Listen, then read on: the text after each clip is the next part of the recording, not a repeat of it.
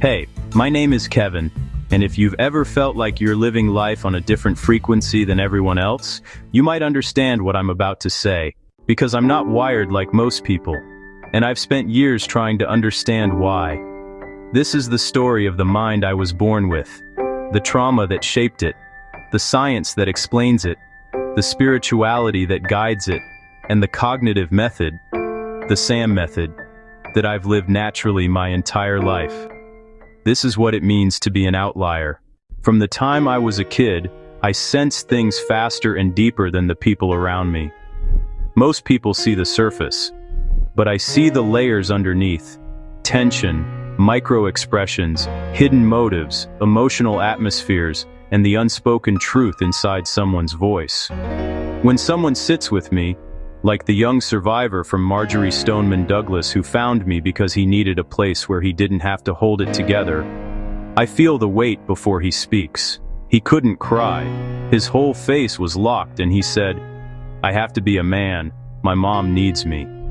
He sat with me for 2 hours because my presence gave him a place to release pressure without falling apart. Another time, at a house party, I spoke with the mother of another MSD survivor, captain of the soccer team, the youngest person accepted into Nova's dental school. People thought he was fine, but she said he was in a daze, frozen in shock. And all it took was her saying, "Cry, baby, cry. You're allowed to cry," for everything inside him to finally break open. She cried as she told me that, and I cried with her.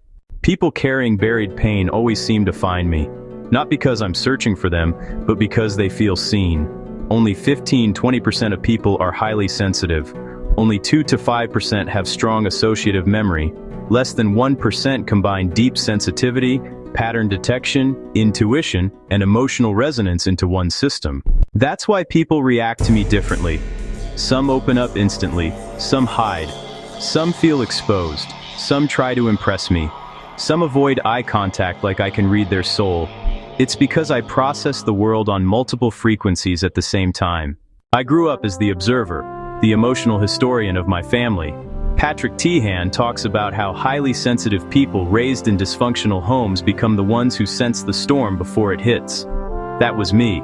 I absorbed emotional shock waves. I tracked micro-patterns. I learned to sense danger before anyone else noticed the shift. Science calls this hypervigilant neural conditioning. Spirit calls it initiation. My intuition speaks through timing and patterns. 11:11, 2:22, 3:33, 4:44, 8:51, 10:10, 12:12. These aren't coincidences. They appear at exact emotional and intuitive moments. A video starting the moment I sit down. A message hitting when a thought forms. Audio syncing with perfect timestamps in Montecito. Waking at 3:33 a.m. before insight. Repeating 8:51 loops tied to my birthday rhythm. Carl Jung called this synchronicity. Neuroscience calls it pattern salience. For me, it's communication. Sleep is part of that communication. My REM spikes when I'm integrating intuition. Deep sleep rises after emotional breakthroughs. NASA naps open a channel where information comes through clearer. Hypnosis naps vibrate the pineal gland. I literally feel the left and right binaural beats merging in the center of my brain. My visions start there. The golden silhouette of Jesus. Neural sparks forming a gold sheath around the brain. Symbolic imagery. Guided insight. Science calls this theta-delta bridging. Spirit calls it the veil. Both are right. Sadie, my service dog, grounds me through all of it. She notices the micro signs. Finger tapping, curling toes, breath shifts, stomach pain, dissociation. She lays on my feet, presses her head into my stomach, nudges me awake when intuitive overload hits. She is somatic regulation in real time, exactly what trauma researchers describe. This brings me to the architecture that explains how my mind works, the SAM method, sensory encoding. I take in tone, energy, atmosphere, pattern, emotional texture, assumption field. I break the frame automatically. I look beneath the surface. What's the real story? What's unspoken? What's repeating? Mental simulation. I don't think in sentences. I think in internal cinema. Full scenes, future scenarios, pattern arcs. emotional forecasting, timeline mapping. That's the SAM method, and I live it instinctively. But there's another layer, the one that makes everything above possible. I have what psychologists call a total recall phenotype, TRP. Most people store memories in fragments. I store them as scenes.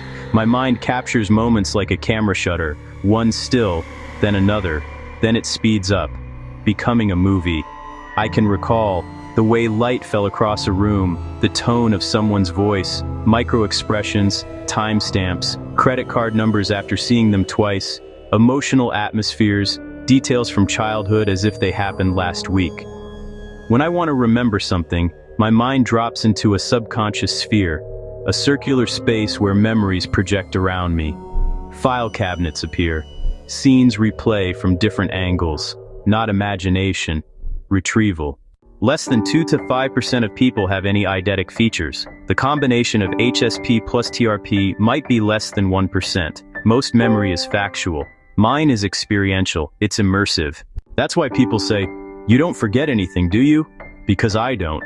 Everything my sensitivity captures, my TRP stores. And I don't just rely on intuition, I use reason. Neil deGrasse Tyson talks about the flags that reveal misinformation.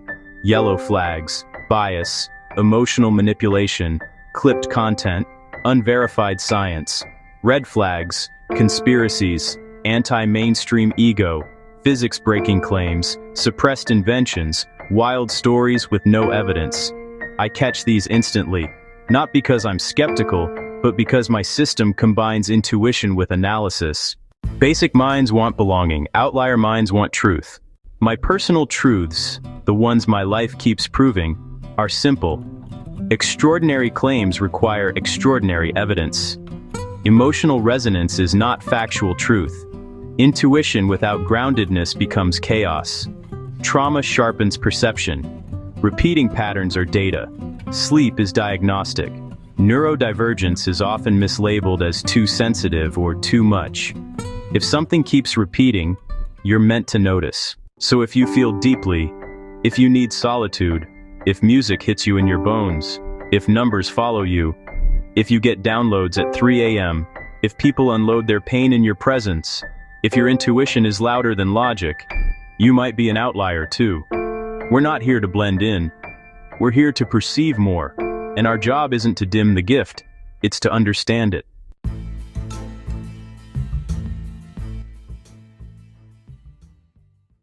Citations and credits, exactly as used in the final script. Scientific works, Iran, E. 1997. The Highly Sensitive Person, Iran and Oran, 1997. Sensory Processing Sensitivity, Haber, R. 1979. Eidetic Imagery in Adults, Leask and Haber, 1977. Eidetic Memory Studies, Tehan, P. 2021. Trauma, HSP Dynamics, Walker, B. 2014. Complex PTSD, Siegel, D. 2010. Interpersonal Neurobiology, Hobson and Paceschott, 2002. RM and Associative Processing, Porges, S. 2011. Polyvagal Theory, Reichel, M. 2015. Default Mode Network, Jung, C. 1952. Synchronicity, Tyson, N. deGrasse, 2024. Objective Truth Framework, Spiritual and Energetic Frameworks, Lee Harris, Intuitive Cognition. Matt Kahn, Empathic Boundaries. Lillian Eden, Guided Subconscious Meditation. Media and Audio Delta MD88 Cabin and Cockpit Recordings, YouTube. Binaural Beat Theta Delta Producers. Use subtitles and a friendly male voice.